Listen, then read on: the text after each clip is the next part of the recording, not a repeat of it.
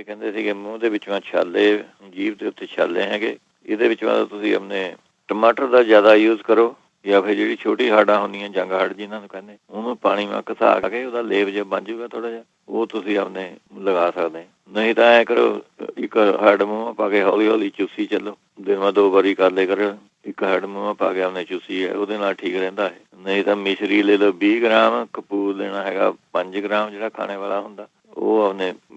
ਪੀ ਕੇ ਨਾ ਰੱਖ ਲਓ, ਇੱਕ ਚੁਟਕੀ ਮੂੰਹ ਪਾ ਕੇ ਉਹ ਚੂਸੀ ਚੱਲੋ ਭਾਵੇਂ। ਨਹੀਂ ਤਾਂ ਫਿਰ ਤੁਸੀਂ ਆਪਣੇ ਡਰੱਗ ਸਟੋਰ 'ਚ ਚਲੇ ਜਾਈਏ, ਉੱਥੇ ਕਾਊਂਟਰ 'ਤੇ ਮਿਲ ਜਾਂਦਾ ਜੀ, ਡਾਕਟਰ ਦੇ ਲੈਣੇ ਦੀ ਲੋੜ ਨਹੀਂ ਹੈਗੀ। ਉਹ ਲੈਣਾ ਹੈਗਾ ਤੁਸੀਂ ਬੋਰਿਕ ਐਸਿਡ ਲਿਖਿਆ ਹੁੰਦਾ ਜੀ, ਬੋਰਿਕ ਐਸਿਡ, ਚਿੱਟਾ ਜਿਹਾ ਪਾਊਡਰ ਹੁੰਦਾ, ਉਹ ਜਿਸ ਤਰ੍ਹਾਂ ਪਾਊਡਰ ਲਗਾਉਂਦੇ ਉਹ ਜਿਹਾ ਪਾਊਡਰ ਹੁੰਦਾ। ਉਹ ਗਲੀਸਰੀਨ ਲੈ ਕੇ ਉਹਦੇ ਵਿੱਚ ਮੈਂ ਉਹਨਾਂ ਕੁ ਮਿਕਸ ਕਰਨਾ ਹੈਗਾ ਅੰਦਾਜ਼ੇ ਨਾਲ, ਜਿੰਨਾ ਥਾਰੇ ਆਪਣੇ ਚਿੱਟਾ ਜਿਹਾ ਰੰਗ ਬਣ ਜਾਵੇ ਉਹਦਾ, ਉਹ ਤੁਸੀਂ ਆਪਣੇ ਜੱਲਾ ਬਣ ਗਿਆ ਸਾਰਾ, ਤਾਂ ਉਹ ਤੁਸੀਂ ਜੀਭ 'ਤੇ ਆਪਣੇ ਮੂੰਹ 'ਤੇ ਉਹ ਲਗਾਓ, ਤੁਸੀਂ ਉਹਦੇ ਨਾਲ ਠੀਕ ਹੋ ਜਾਂਦਾ। ਜੇ ਨਹੀਂ ਤੁਸੀਂ ਉਹ ਲੈਣਾ ਹੈਗਾ ਤਾਂ ਤੁਸੀਂ ਆਪਣੇ ਸੁਹਾਗੇ ਦੀ ਖਿੱਲ ਕਰਕੇ ਉਹਨੂੰ ਗਲੀਸਰੀਨ ਦੇ ਵਿੱਚ ਮਿਕਸ ਕਰ ਲਓ, ਉਸ ਤਰ੍ਹਾਂ ਹੀ ਚਿੱਟਾ ਜਿਹਾ ਜਦੋਂ ਹੋ ਗਿਆ ਉਸ ਤਰ੍ਹਾਂ ਲਗਾਓ, ਉਹਦੇ ਨਾਲ ਵੀ ਆਪਣੇ ਠੀਕ ਹੋ ਜਾਂਦਾ ਜੀ। ਅੱਛਾ, ਫਿਰ ਮਗਾਂ ਤੇ ਸ਼ਹਿਦ, ਇਹ ਵੀ ਵਧੀਆ ਚੀਜ਼ ਹੈਗੀ, ਮਗਾਂ ਨੂੰ ਪੀ ਕੇ ਸ਼ਹਿਦ ਦੇ ਵਿੱਚੋਂ ਲਗਾ ਕੇ ਉਹ ਤੁਸੀਂ ਲਗਾ ਸਕਦੇ ਹੈਗੇ ਉਹਦੇ ਵਿੱਚ। ਅੱਗੇ ਜਿਹੜੇ ਕਹਿੰਦੇ ਸੀ ਕਿਡਨੀ ਵਾਸਤੇ ਪੁੱਛਦੇ ਸੀ, ਕਿਡਨੀ ਦੀ ਪ੍ਰੋਬਲਮ ਹੈਗੀ, ਉਹ ਆਪਣੇ ਜਿਹੜਾ ਅੱਜ ਕੱਲ੍ਹ ਤਾਂ ਹੋ ਜਾਣਾ ਬਾਥੂ ਜਿਹੜਾ ਹੁੰਦਾ ਜੀ, ਬਾਥੂ ਆਵੇਂ ਉੱਗ ਜਾਂਦਾ ਆਪਣੇ ਗਾਰਡਨ ਆਇਆ, ਉਹ ਜੇ ਤੁਸੀਂ ਆਪਣੇ ਬਾਥੂ ਦਾ ਆਪਣੇ ਜੂਸ ਕੱਢ ਕੇ ਤੇ ਵਿੱਚੋਂ, ਜੇ ਤੁਸੀਂ ਆਪਣੇ ਅੱਧਾ ਕੱਪ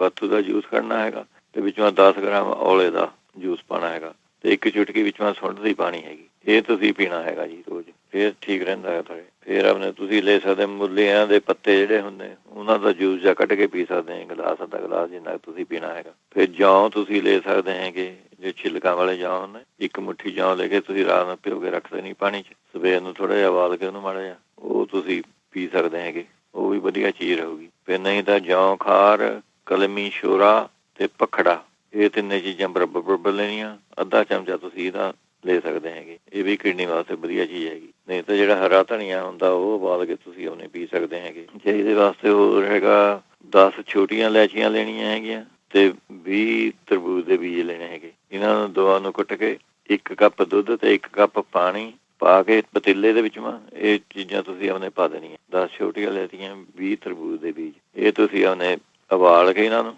ਜਦ 1 ਗਲਾਸ ਰਹਿ ਗਿਆ ਉਹ ਤੁਸੀਂ ਆਪਣੇ ਪੀ ਲਿਆ ਕਰੋ, ਇਹ ਵੀ ਤੁਹਾਡੇ ਵਾਸਤੇ ਠੀਕ ਹੈਗਾ। ਫਿਰ ਜੀਰਾ ਵੀ ਚੰਗਾ ਰਹਿੰਦਾ ਹੈਗਾ ਇਹਦੇ ਵਿੱਚ, ਜੀਰੇ ਨੂੰ ਤੁਸੀਂ ਆਪਣੇ ਚਾਹੇ ਪੀ ਕੇ ਤੁਸੀਂ ਆਪਣੇ ਜੀਰੇ ਨੂੰ ਪੀ ਕੇ 1 ਚਮਚਾ ਲੈ ਲਿਆ ਕਰੋ, ਇਹ ਵੀ ਕਿਡਨੀ ਵਾਸਤੇ ਠੀਕ ਰਹਿੰਦਾ ਤੇ ਹਰਨੀਏ ਵਾਲਿਆਂ ਵਾਸਤੇ ਠੀਕ ਰਹਿੰਦਾ ਹੈਗਾ, ਜਿਨ੍ਹਾਂ ਦੇ ਟੈਸਟੀਕਲ 'ਚ ਪੇਨ ਹੁੰਦੀ ਹੈਗੀ ਉਹਨਾਂ ਵਾਸਤੇ ਵੀ ਠੀਕ ਰਹਿੰਦਾ ਹੈ ਜੀਰਾ, ਇਹ ਤੁਸੀਂ ਆਪਣੇ ਲੈ ਸਕਦੇ ਹੈ। ਅੱਗੇ ਪੁੱਛਦੇ ਸੀਗੇ ਐਸਿਡ ਵਾਸਤੇ ਪੁੱਛਦੇ ਸੀਗੇ, ਉਹ ਤਾਂ ਉਹਨੇ ਹੁਣ 2 ਵੀਕਾਂ ਹੋਈਆਂ, ਇੱਕ ਭੈਣ ਜੀ ਦੱਸ ਕੇ ਕਹਿੰਦੀ ਮੈਨੂੰ ਉਹਨੇ ਬੈਕ ਫੀਡ ਦਿੱਤੀ ਸੀ, ਉਹਨਾਂ ਨੇ ਵੀ ਠੀਕ ਹੋ ਗਿਆ ਮੇਰਾ ਐਸਿਡ। ਉਹਨਾਂ ਨੇ ਦੱਸਿਆ ਸੀਗਾ ਮਲੱਠੀ ਲੈਣੀ ਹੈਗੀ 100 ਗ੍ਰਾਮ, ਚਰੈਤਾ ਲੈਣਾ ਹੈਗਾ 100 ਗ੍ਰਾਮ, ਤੇ ਸੀਤਾ ਮਿਸ਼ਰੀ ਜਿਹੜੀ ਧਾਗੇ ਵਾਲੀ ਮਿਸ਼ਰੀ ਕਹਿੰਦੇ ਨਾ, ਸੀਤਾ ਮਿਸ਼ਰੀ ਵੀ ਕਹਿੰਦੇ ਜੀ, ਉਹ ਤੁਸੀਂ 200 ਗ੍ਰਾਮ, ਇਹ ਮਿਕਸ ਕਰਕੇ ਤੁਸੀਂ ਆਪਣੇ 1 ਚਮਚਾ ਸਵੇਰ ਨੂੰ 1 ਚਮਚਾ ਸ਼ਾਮ ਨੂੰ ਲੈ ਲਿਆ ਕਰੋ, ਇਹ ਵਧੀਆ ਚੀਜ਼ ਹੈਗੀ ਇਹਦੇ ਵਾਸਤੇ। ਨਹੀਂ ਤਾਂ ਜਿਹੜੇ ਦੱਸਦੇ ਸੀਗੇ 2 ਪਲੰਬ ਤੇ ਥੋੜੀ ਜਿਹੀ ਇਮਲੀ ਦੀ ਚਟਨੀ ਬਣਾ ਕੇ ਤੇ 1 ਚਮਚਾ ਤੁਸੀਂ 1 ਗਲਾਸ ਪਾ ਕੇ ਰੱਖੇ, ਉਹਨੂੰ ਮਸਲ ਕੇ ਉਹ ਆਪਣੇ ਪੀ ਲਓ। ਜੇ ਵਿੱਚੋਂ ਮਿਸ਼ਰੀ ਪਾਣੀ ਤਾਂ ਤੁਸੀਂ ਪਾ ਸਕਦੇ ਹੈਗੇ, ਜਾਂ ਕੋਈ ਖੰਡ ਪਾਣੀ ਹੈ ਜੇ ਤੁਹਾਨੂੰ ਜ਼ਿਆਦਾ ਖੱਟੀ ਲੱਗਦੀ ਹੈਗੀ ਉਹ ਤੁਸੀਂ ਯੂਜ਼ ਕਰ ਸਕਦੇ ਹੈਗੇ, ਇਹ ਵਧੀਆ ਚੀਜ਼ ਹੈਗੀ ਇਹਦੇ ਵਾਸਤੇ। ਨਹੀਂ ਤਾਂ ਤੁਸੀਂ ਨੰਬੋਲੀਆਂ ਜਿਹੜੀਆਂ ਹੁੰਦੀਆਂ, ਨਿੰਬ ਦੀਆਂ ਨੰਬੋਲੀਆਂ, ਉਹਨਾਂ ਦਾ ਪਾਊਡਰ ਤੁਸੀਂ ਆਪਣੇ ਲੈ ਸਕਦੇ ਹੈਗੇ, ਅੱਧਾ ਚਮਚਾ ਸਵੇਰ ਨੂੰ, ਅੱਧਾ ਚਮਚਾ ਸ਼ਾਮ ਨੂੰ। ਫਿਰ ਅਨਾਰ ਦੇ ਜੂਸ ਦੇ ਵਿੱਚੋਂ ਤੁਸੀਂ ਆਪਣੇ 2-3 ਚਮਚੇ ਅਦਰਕ ਦਾ ਰਸ ਪਾ ਕੇ ਪੀ ਸਕਦੇ ਹੈਗੇ, ਇਹ ਵਧੀਆ ਚੀਜ਼ ਹੋਊਗੀ ਤੁਹਾਨੂੰ। ਫਿਰ ਮਲੱਠੀ ਤੁਸੀਂ ਲੈ ਸਕਦੇ ਹੈਗੇ ਅੱਧਾ ਚਮਚਾ,